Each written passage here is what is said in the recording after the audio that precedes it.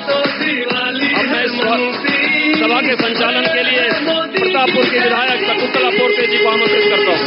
ओ बची रही, ओ बची रही, ओ बची रही अयोध्या में घंटी, ये है मोदी की गारंटी। हो बची रही अयोध्या में घंटी, ये है मोदी की गारंटी।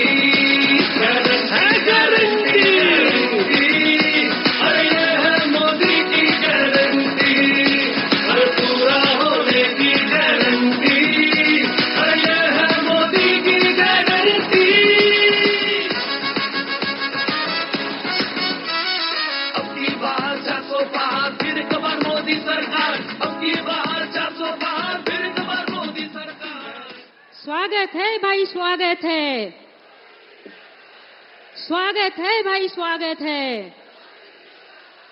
नरेंद्र मोदी जिंदाबाद, नरेंद्र मोदी जिंदाबाद। अब मैं माननीय श्री विष्णुदेव साय जी से पारंपरिक अंगवस्त्र से माननीय मोदी जी का स्वागत करेंगे।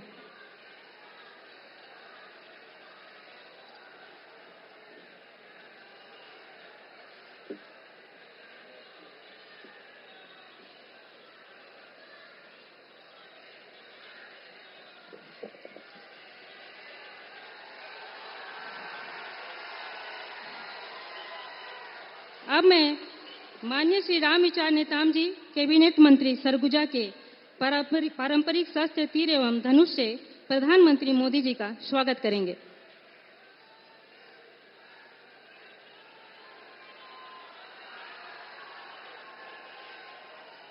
हमारे सरगुजा के लोकसभा प्रत्याशी चिंतामणि महाराज जी पारंपरिक अंगवस्त्र से मोदी जी का स्वागत करेंगे।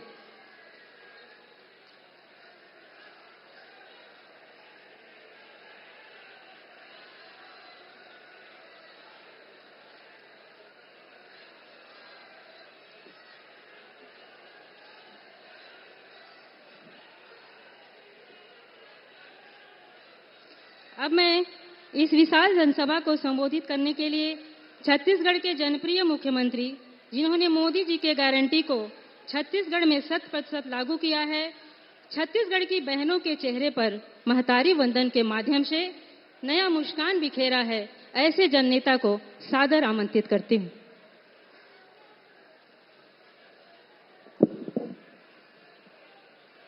बोलिए भारत माता की, भारत माता की। भारतीय जनता पार्टी जिंदाबाद, भारतीय जनता पार्टी जिंदाबाद, नरेंद्र मोदी जिंदाबाद, महामाया माई की फिर एक बार, अब की बार। आज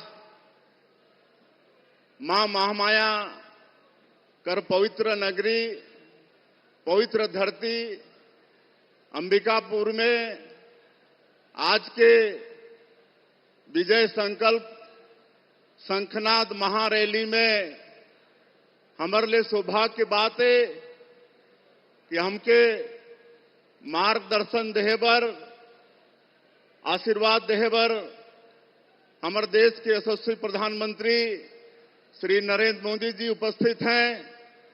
और आज के अवसर में हमारे छत्तीसगढ़ सरकार के मंत्री श्री रामविचार नेताम जी, श्री श्याम बिहारी जायसवाल जी, श्रीमती लक्ष्मी राजवाड़े जी, एक क्लस्टर के प्रभारी श्री अमर अग्रवाल जी, हमारे सबो विधायकगण, पूर्व सांसदगण, पूर्व विधायकगण और हमारे मंच में विराजमान पार्टी के सबो नेतामन और आज के इस शंखनाद महारैली में पूरे सरगुजा संभाग से आए देवतुल्य कार्यकर्ता भाई बहनीमन, देवतुल्य मतदाता भाई बहनीमन और मीडिया के मित्रमन, बंधुओं, आज हमारे लिए परम सौभाग्य की बात है कि आज हमारे बीच में इस शंखनाद रैलीला हमारे देश के यशस्वी प्रधानमंत्री जी के आशीर्वाद मिली, मार्गदर्शन मिली। ऐसे प्रधानमंत्री जो करोड़ों करोड़ों लोग मन के भारतवासी के जननायक हैं, दुनिया के सर्वाधिक लोकप्रिय नेता हैं और जो 140 करोड़ भारतवासी ला अपना परिवार मान के उमन के सुख और दुख के चिंता रात और दिन करते हैं, ऐसे प्रधानमंत्री जी हमारे बीच में हैं।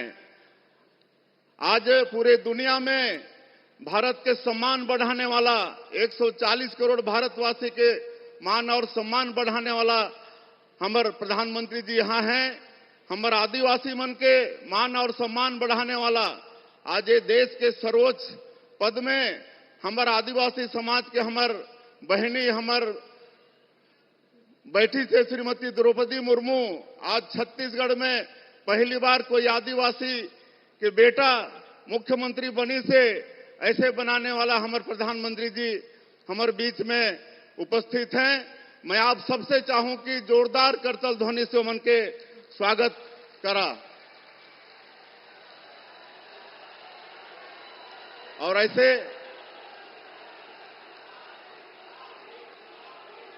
ऐसे प्रधानमंत्री जो हमारे आदिवासी मन में विशेष पिछड़ी अनुसूचित जनजाति हैं, उमन के लिए पीएम जनमन योजना लागू करके सारा सुविधा उमन तक पहुंचाने वाला कोरवा, बिरहोर, बैगा, कमार, अबुझमाड़िया ऐसे जो सबसे पिछड़े अनुसूचित जनजाति के लोग मन हैं, पीएम जनमन योजना के माध्यम से उमन तक सरकार के सुविधा पहुंचाने वाला प्रधानमंत्री। आज बंधन योजना के माध्यम से हमारे आदिवासी भाई बन के उमन के वनोपज के ऊंचा दाम देने वाला प्रधानमंत्री आज हमारे बीच में हैं। और मैं प्रधानमंत्री जी ला बताना चाहता हूं कि आपके गारंटी में विश्वास करके पिछले विधानसभा के चुनाव में हमारे सरगुजा के कार्यकर्ता मन, देवतुल्य कार्यकर्ता मन कांग्रेस के सुपड़ा साफ कर दिन 14 के 14 सीट भारतीय जनता पार्टी ला जिता के देन है। और आप मन के गारंटी ला पूरा करे खातिर ये छत्तीसगढ़ के सरकार वचनबद्ध है। और अभी 3-4 महीना में ही अभी हमन 18 लाख प्रधानमंत्री आवास के स्वीकृति आपके आशीर्वाद से दे हन। 12 लाख से ज्यादा किसान मन के 2 साल के बकाया बोनस 3716 करोड़ रुपया दे के काम करे हन। धान के अंतर के राशि 24,72,000 से ज्यादा किसान मन के 13,320 करोड़ रुपया दे के काम करे हन। हमार महतारी मन के 2 महीना के महतारी बंधन योजना के किस्त भेज चुके हैं। रामलला दर्शन योजना शुरू कर चुके हैं। तेंदू पत्ता के कीमत 5,500 प्रति मानक बोरा और बोनस एकर भी ऑर्डर सरकार कर चुके से आप मन के आशीर्वाद से। और आप मन के गारंटी ला पूरा करे के लिए ये छत्तीसगढ़ के सरकार पूरी तरह से वचनबद्ध है और आप मन ला सुनना है। इसलिए मैं और ज्यादा नहीं कहते हुए आप मन से यही निवेदन है कि ये झूठा लबरा ये कांग्रेसी मन ला ये लोकसभा चुनाव में सबक सिखाना है। जैसे विधानसभा चुनाव में कांग्रेस के सुपड़ा साफ हुई से सरगुजा संभाग से, वैसे पूरे छत्तीसगढ़ से ये लोकसभा के चुनाव में कांग्रेस के सुपड़ा साफ करना है। और हमारे ये सरगुजा के लोकप्रिय प्रत्याशी हैं श्री चिंतामणि महाराज। आने वाला 7 मई के आप सबके बहुमूल्य वोट कमल छाप में बटन दबा के मिले और भारी मत से चिंतामणि महाराज सांसद बन के जाएं।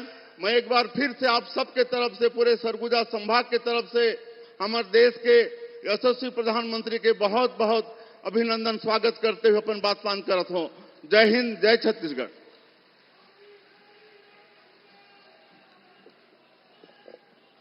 अब मैं इस विशाल जनसभा को संबोधित करने के लिए मां महामाया की पावन नगरी पर विश्व के महान नायक, लोकप्रिय नेता, जिनको देश की जनता इस प्रकार जानती है, मोदी है तो सब मुमकिन है, ऐसे जन आकांक्षाओं पर खरा उतरने वाले, भारत देश की माताओं एवं बहनों को नया जीवन प्रदान करने वाले बहनों के चेहरों पर मुस्कान बिखेरने वाले, महिलाओं को राजनीतिक रूप से सशक्त बनाने हेतु 33% का आरक्षण प्रदान करने वाले, भारत माता के सपूत, किसानों के जीवन में आर्थिक उन्नति लाने वाले, उनके जीवन में नए उजाले लाने वाले हम सभी भारतवासी जिनके संरक्षण में खुद को सुरक्षित महसूस करते हैं, ऐसे देश के यशस्वी प्रधानमंत्री माननीय मोदी जी को मैं ससम्मान सादर आमंत्रित करती हूँ।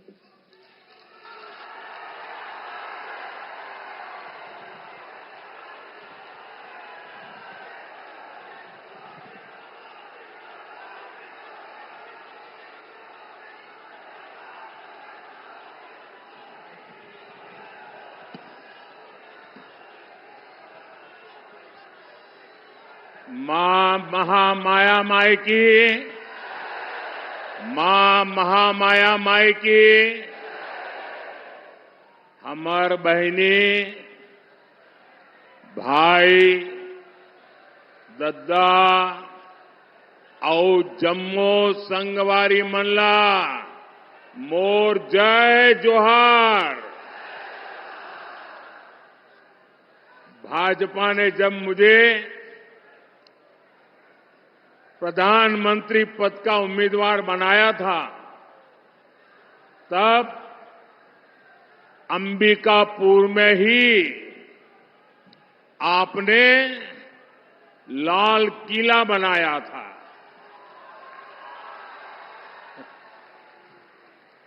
और जो कांग्रेस का इकोसिस्टम है, आए दिन मोदी पर हमला करने के लिए जगह ढूंढते रहते हैं। उस पूरी टोली ने उस समय मुझ पर बहुत हमला बोल दिया था कि ये लाल किला कैसे बनाया जा सकता है, अभी तो प्रधानमंत्री का चुनाव बाकी है और ये लाल किले का दृश्य बना करके वहां से सभा कर रहे, कैसा करते, यानी तूफान मचा दिया था। बात का बवंडर बना दिया था। लेकिन आपकी सोच से वही मोदी लाल किले पर पहुंचा और राष्ट्र के नाम संदेश दिया। और आज अंबिकापुर ये क्षेत्र फिर वही आशीर्वाद दे रहा है। फिर एक बार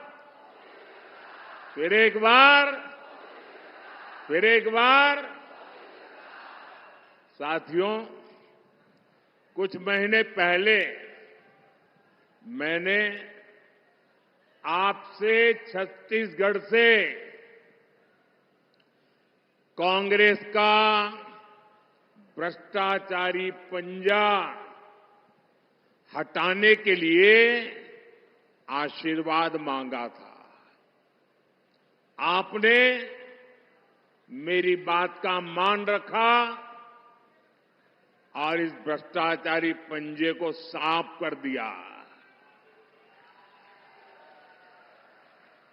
और आज देखिए, आप सबके आशीर्वाद से सरगुजा की संतान, आदिवासी समाज की संतान आज छत्तीसगढ़ का मुख्यमंत्री के रूप में छत्तीसगढ़ के सपनों को साकार कर रहा है।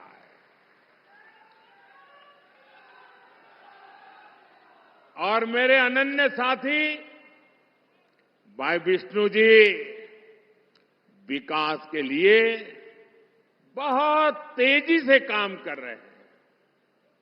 आप देखिए, अभी कोई ज्यादा समय नहीं हुआ है, बहुत कम समय हुआ है, लेकिन इन्होंने इतने कम समय में रॉकेट की गति से सरकार चलाई है। धान किसानों को दी गारंटी, पूरी कर दी। अब तेंदुपत्ता संग्राहकों को भी ज्यादा पैसा मिल रहा है।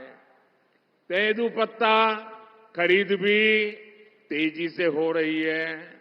यहां की माताओं बहनों को महतारी वंदन योजना से भी लाभ हुआ है। छत्तीसगढ़ में जिस तरह कांग्रेस के घोटालेबाजों पर एक्शन हो रहा है। ये पूरा देश देख रहा है।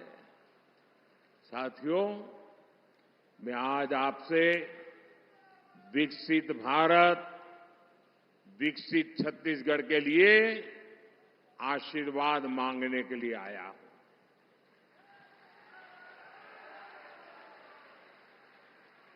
जब मैं विकसित भारत कहता हूं तो कांग्रेस वालों का और दुनिया में बैठी कुछ ताकतों का माथा गर्म हो जाता है। अगर भारत शक्तिशाली हो गया तो कुछ ताकतों का खेल ही बिगड़ जाएगा। आज अगर भारत आत्मनिर्भर बन गया तो कुछ ताकतों की दुकान बंद हो जाएगी।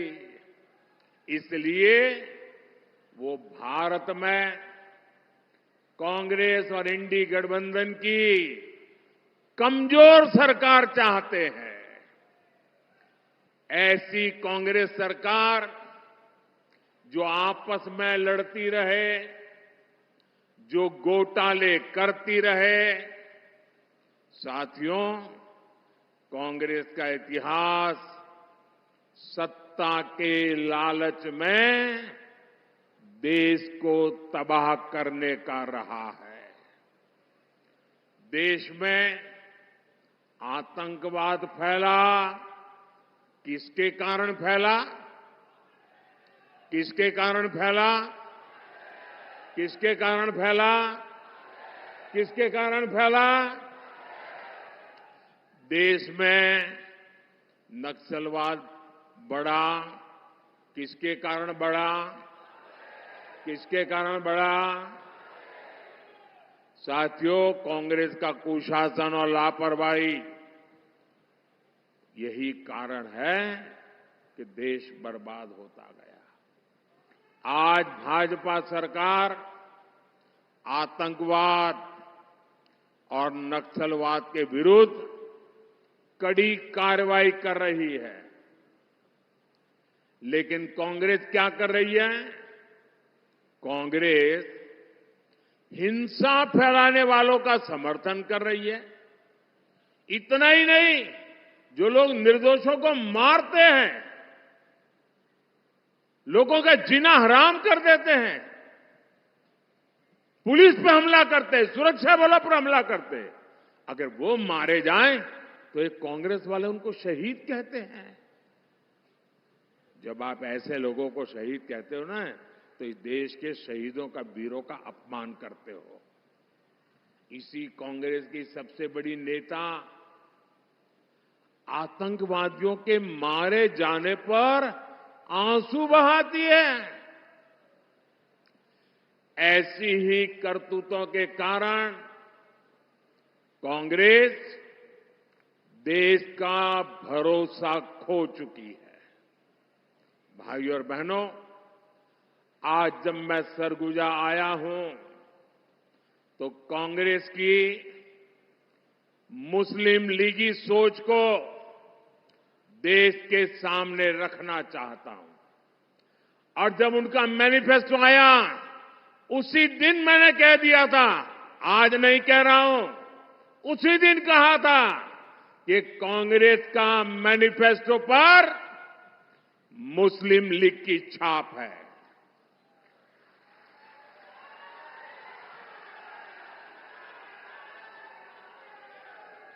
साथियों, जब संविधान बन रहा था,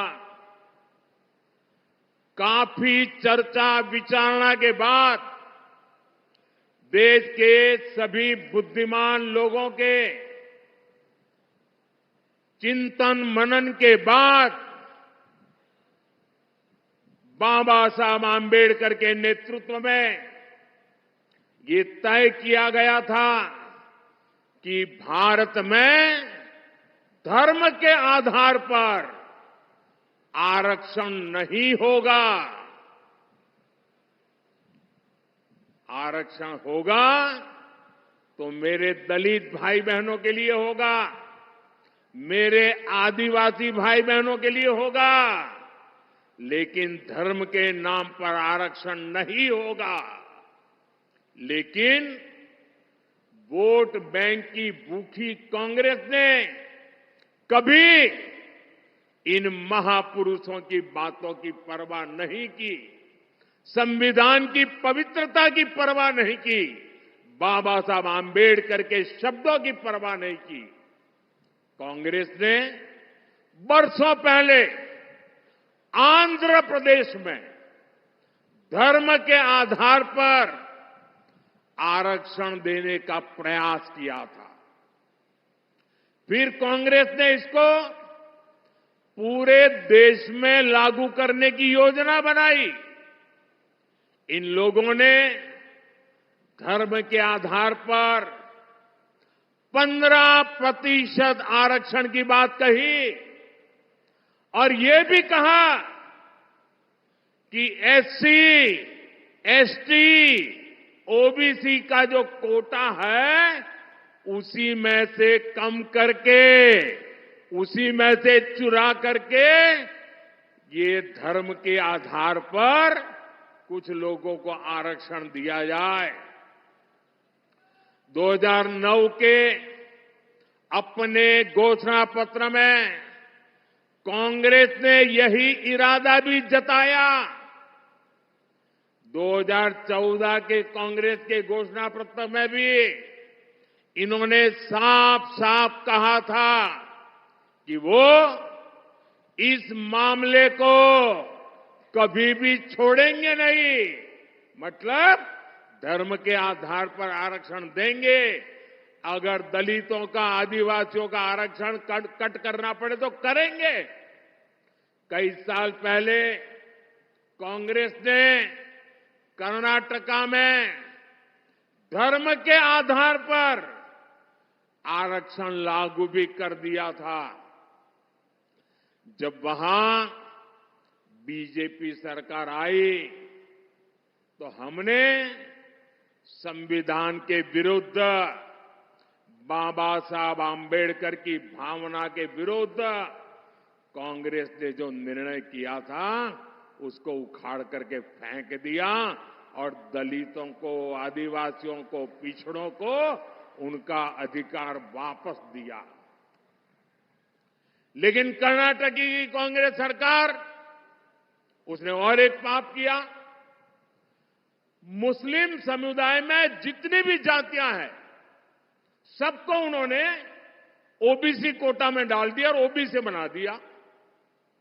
यानी जो हमारे देश के ओबीसी समाज को लाभ मिलता था उसका बड़ा हिस्सा कट गया और वो भी वहां चला गया।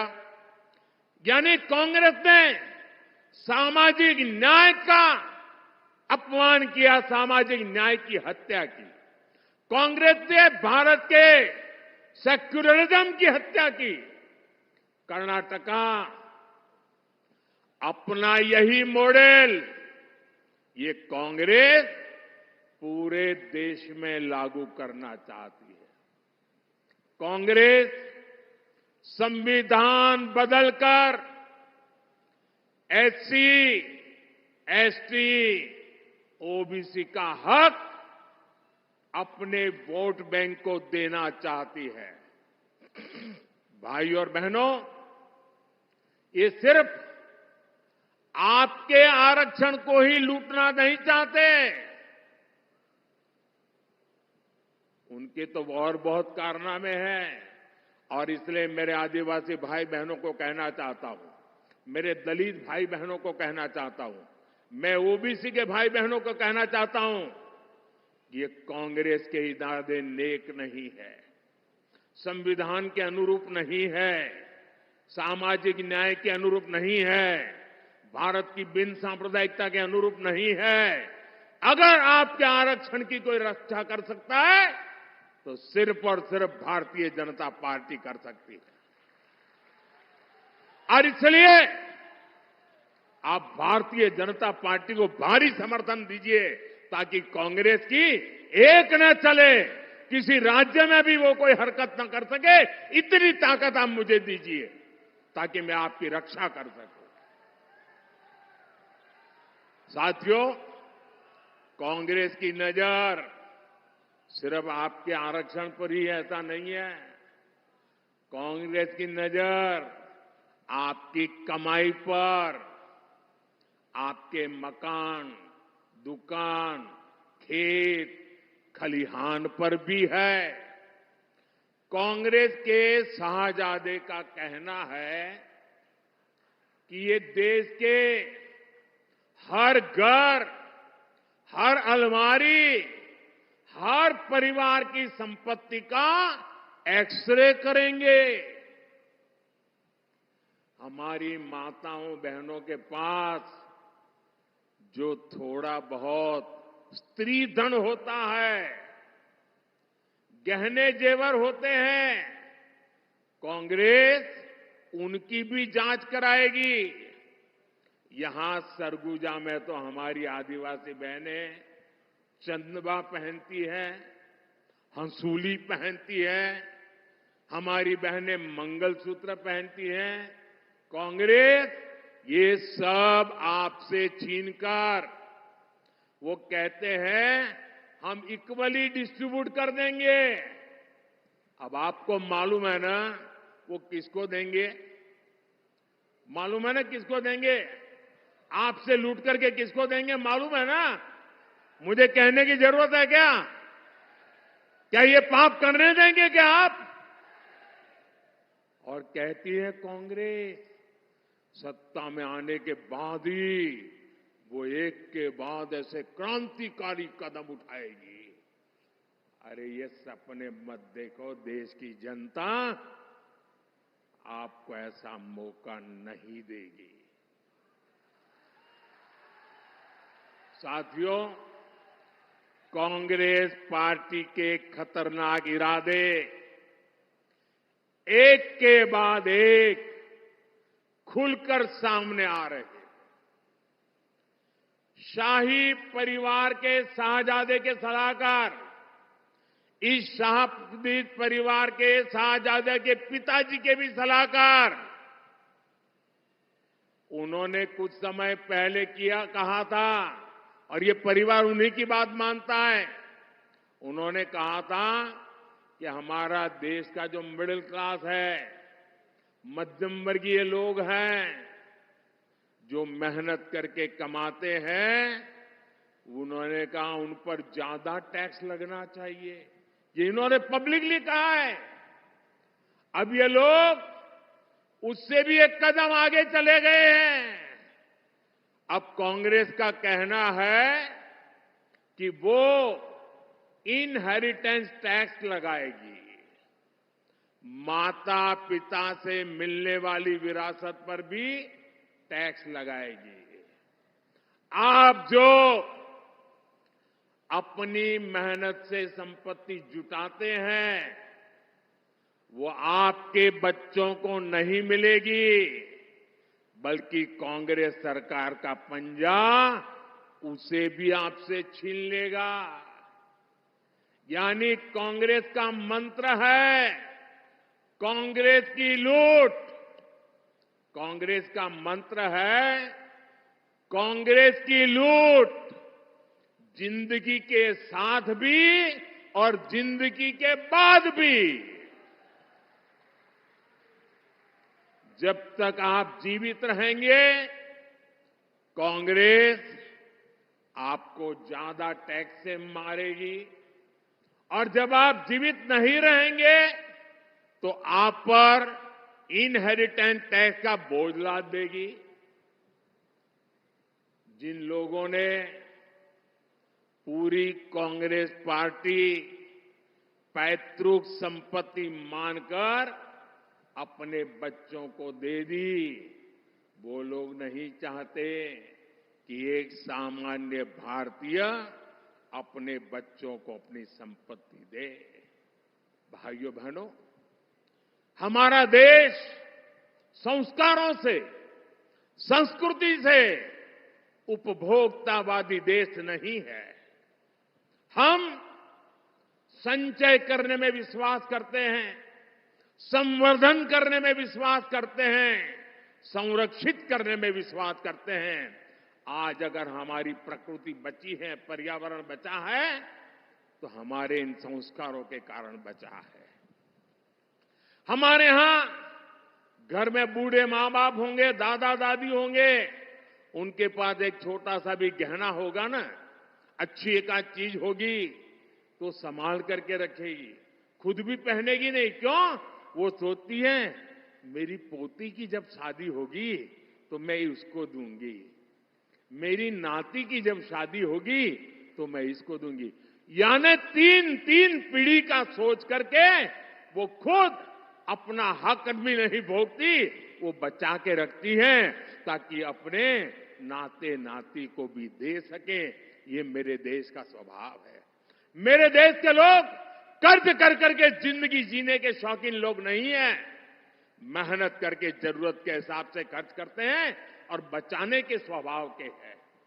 ये भारत के मूलभूत चिंतन पर, भारत के मूलभूत संस्कार पर ये कांग्रेस पार्टी कड़ा प्रहार करने जा रही है। और उन्होंने कल ये बयान क्यों दिया है, इसका कारण है, एक तो ये सोच उनकी बहुत पुरानी है। आप पुरानी चीजें खोजोगे ना, और ये जो लोग फैक्ट चेक वाले जो है ना, मोदी की बाल की खाल उधेड़ने में लगे रहते हैं, जरा कांग्रेस की हर चीज देखिए, आपको हर चीज में ये बू आएगी। मोदी के बाल की खाल उधेड़ने में टाइम खराब मत करो। लेकिन मैं कहना चाहता हूं, ये कल तूफान इनके यहां क्यों मच गया, जब मैंने कहा कि अर्बन नक्सल, शहरी माओवादियों ने कांग्रेस पर कब्जा कर लिया है, तो उनको लगा कि कुछ अमेरिका को खुश करने के लिए भी कहना चाहिए।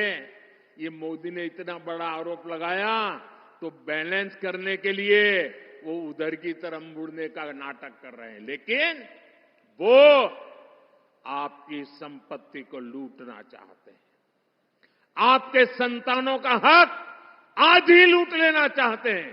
क्या आपको ये मंजूर है? ये आपको मंजूर है? जरा पूरी ताकत से बताइए, उनके कान पे सुनाई दे। ये मंजूर है? देश से चलने देगा? आपको लूटने देगा? आपके बच्चों की संपत्ति लूटने देगा? साथियों, जितने साल देश में कांग्रेस की सरकार रही, आपका हक का पैसा लूटा जाता रहा। लेकिन भाजपा सरकार आने के बाद अब आपके हक का पैसा आप लोगों पर खर्च हो रहा है। इस पैसे से छत्तीसगढ़ के करीब 13 लाख परिवारों को पक्के घर मिले। इसी पैसे से यहां लाखों परिवारों को मुफ्त राशन मिल रहा है। इसी पैसे से 5 लाख रुपए तक का मुफ्त इलाज मिल रहा है। मोदी ने ये भी गारंटी दी है कि 4 जून के बाद छत्तीसगढ़ के हर परिवार में जो बुजुर्ग माता पिता है, जिनकी आयु 70 साल हो गई है, अब उनको मैं कहना चाहता हूं, आज अगर आप बीमार होते हैं तो आपके बेटे को खर्च करना पड़ता है, आपकी बेटी को खर्च करना पड़ता है। अगर 70 साल की उम्र हो गई है और आप बेटे पर बोझ नहीं बनना चाहते, तो ये मोदी आपका बेटा है, आपका इलाज मोदी करेगा, आपके इलाज का खर्च मोदी करेगा। सरगुजा के ही करीब 1 लाख किसानों के बैंक खाते में किसान निधि के 225 करोड़ रुपए जमा हो चुके हैं और ये आगे भी होते रहेंगे। साथियों, यहां सरगुजा में करीब 400 बसाहट ऐसी हैं जहां पहाड़ी कोरवा परिवार रहते हैं। पंडो, माझी, मझवार जैसी अनेक अति पिछड़ी जनजातियां यहां रहती है। छत्तीसगढ़ और दूसरे राज्यों में भी रहती है। हमने पहली बार ऐसी सभी जनजातियों के लिए 24,000 करोड़ रुपए की पीएम जनमन योजना भी बनाई है। इस योजना के तहत पक्के घर, बिजली, पानी, शिक्षा, स्वास्थ्य, कौशल विकास ऐसी सुविधाएं पिछड़ी जनजातियों के गांव तक पहुंचेगी। साथियों, 10 वर्षों में भांति भांति की चुनौतियों के बावजूद यहां रेल, सड़क, अस्पताल, मोबाइल टावर ऐसे अनेक काम हुए हैं। यहां एयरपोर्ट की बरसों पुरानी मांग पूरी की गई है। आपने देखा है अंबिकापुर से दिल्ली के ट्रेन चली तो कितनी सुविधा हुई है। साथियों, 10 साल में गरीब कल्याण, आदिवासी कल्याण के लिए हमने इतना कुछ किया, लेकिन ये तो सिर्फ ट्रेलर है, ट्रेलर। आने वाले 5 साल में बहुत कुछ करना है। सरगुजा तो स्वर्ग जा, यानी स्वर्ग की बेटी है। यहां प्राकृतिक सौंदर्य भी है, कला संस्कृति भी है, बड़े मंदिर भी है। हमें इस क्षेत्र को बहुत आगे लेकर जाना है और इसलिए आपको हर बूथ पर कमल खिलाना है। साथियों, 24 के इस चुनाव में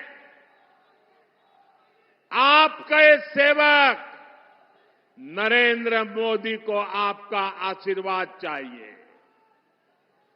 मैं आपसे आशीर्वाद मांगने आया हूं। आपको केवल एक सांसद ही नहीं चुनना, बल्कि देश का उज्जवल भविष्य चुनना है। अपने आने वाली पीढ़ियों का भविष्य चुनना है। इसलिए राष्ट्र निर्माण का ये मौका बिल्कुल न गंवाएं। गर्मी हो,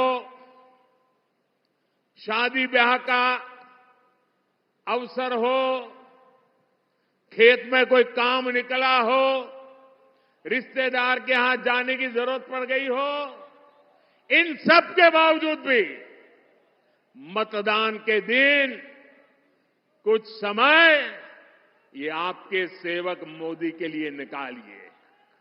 भारत के लोकतंत्र के निकालिए, भारत के उज्जवल भविष्य के लिए निकालिए, आपके बच्चों की गारंटी के लिए निकालिए और मतदान अवश्य करें। अपने बूथ में सारे रिकॉर्ड तोड़ने वाला मतदान हो, इसके लिए मैं आपसे प्रार्थना करता हूं और मेरा आग्रह है, पहले मतदान फिर जलपान।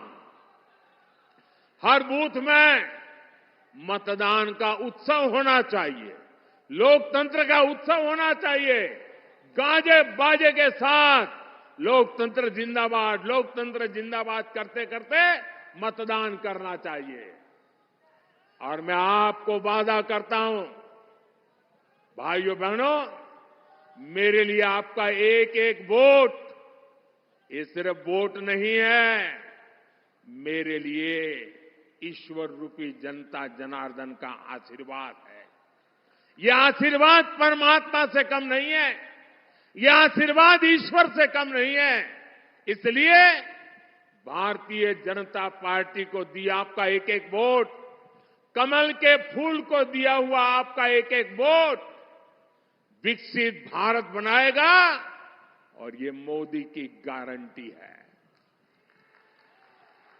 कमल के निशान पर आप बटन दबाएंगे, कमल के फूल पर आप वोट देंगे तो वो सीधा वोट मोदी के खाते में जाएगा, वो वोट सीधा मोदी को मिलेगा। भाइयों और बहनों, 7 मई को चिंतामणि महाराज जी को भारी मतों से जिताना है।